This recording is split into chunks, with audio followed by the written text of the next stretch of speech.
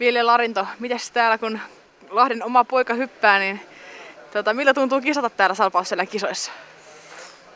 No kyllähän nämä jännittää oikeastaan enemmän kuin Liberekin MM-kisatkin, että aina kun itse tuolla on ollut kisamontussa, niin tietää, että siellä kuitenkin paljon porukkaa ja hyvä fiilis on, niin kyllähän se vähän pistää jännittämään.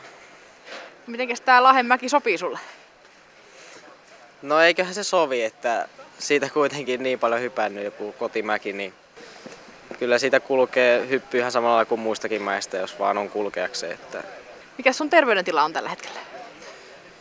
No paranemaan päin, että pientä yskää vielä on, mutta ei mitään, mikä haittaa sitä estäisi hyppäämistä. Että Liberekissähän oli vielä vähän kuumetta, mutta niistä on päästy yli. Eli mitä meillä on lupa odottaa sulta? Joukkueen mäkeen lähdetään tietysti vähän paikkailemaan noita Liberekin kisoja, että eiköhän me sinne 3 joukkoa haeta. Ja henkilökohtaisessa kisassahan mulla on ollut oikeastaan koko kauden nyt se tavoite, että 10 joukkoa, niin voi olla erittäin tyytyväinen. Ja sinne lähdetään hakemaan nytkin.